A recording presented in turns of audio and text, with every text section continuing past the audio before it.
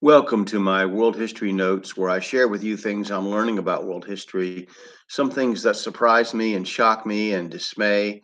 Some things that I did already know, but I didn't know them quite as deep as I found out.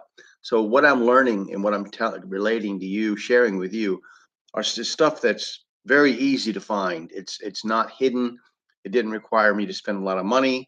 Um, the information is there, and you can compare and contrast and look at the primary sources. So I hope that you'll be interested in looking at this section of world history. Right now, I'm very narrowed on the buildup to the Cold War, that 50-year war where we fought proxy wars with the Soviet Union. Um, uh, the fight was between our form of way of life and the communist way of life. Now, and also the what would benefit Soviet Russia versus what would benefit America. Now, I'm going to begin with where we're in. I want to talk about a personality from the Cold War. Each time I've been mentioning somebody that might have been found out to be a spy for the Soviet Union or a communist or even just a closet communist, just somebody who was um, favorable to communism, that believed in communism. So Franklin Vincent Reno was a mathematician and civilian employee. He was at the United States Army Aberdeen Proving Ground in Maryland in the 1930s. He was a member of what was called the Karl Group of Soviet spies, which was being handled by Whittaker Chambers up until 1938. Excuse me. Reno confessed in late 1948 to that he was spying on behalf of the Soviet military, the GRU. So that was another one that was uncovered, has been proven to be shown to be a communist. Of the 5,000 or so communists in our government during World War II, and many of them being outright Soviet agents, he was one of them.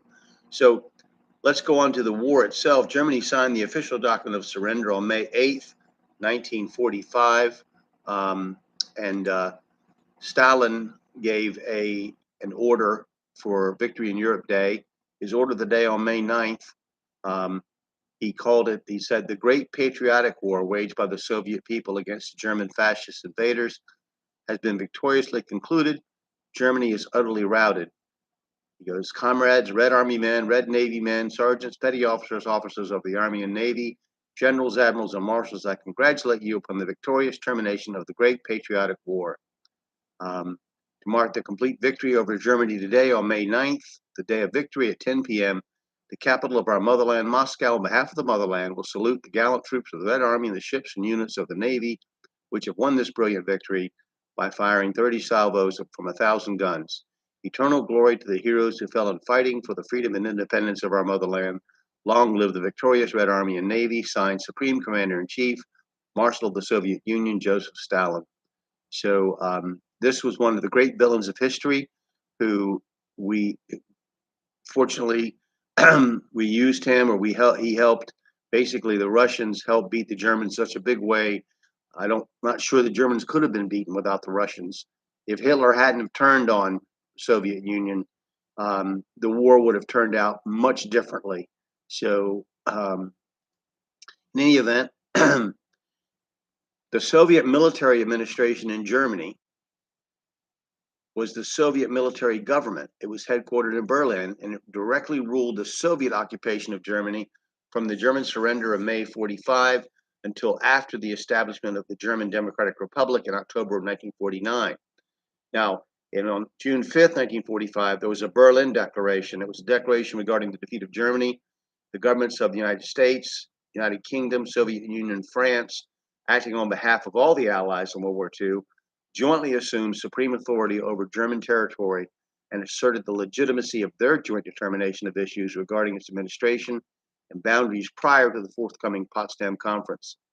Then you had the Battle of Poliana, which Monday, May 14th to Tuesday, May 15th. It started in Yugoslavia. It was the end of a series of engagements between the Yugoslav army, which was the communist partisans, really, and a large retreating Axis column, 30,000 men, had German army, armed forces of Croatia, Montenegro, People's Army, all former fascist collaborators, even civilians, are trying to escape into British-controlled Austria. It took place after the surrender. Then on May 17th, French troops landed in Beirut, Lebanon today, to reassert colonial control. This was a pattern that would have significance in the post-Cold War. On the same day, a British white paper outlined post-war independence for Burma. Now, the process of getting even on Soviet-dominated countries began, and I'll go more into this next time, some pretty brutal things, shocking things about both the Soviet Union and Communist China, the Communist Chinese. But in the process of getting even from the Soviets began as the Czechoslovak Extraordinary People's Court distributed over 20,000 sentences, 10% of almost 10%, 7%, but 10% being for the life or death sentence to what they called traitors, collaborators, and fascist elements. That would be anybody who wasn't a communist. Okay, get that straight.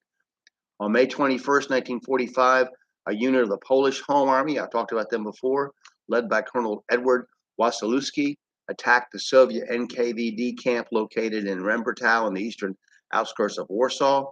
Hundreds of Polish citizens have been imprisoned there by the communists and the Soviets, including members of the Home Army who fought the Germans and other members of the underground resistance. Excuse me. Prisoners at the camp were being systematically deported to Siberia to be punished.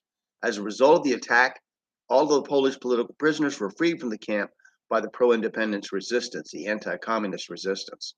Significantly, on May 23rd, the United Nations Conference in San Francisco approved veto rights for the big five powers, nationalist China, France, the Soviet Union, United Kingdom, and the United States, on the Security Council.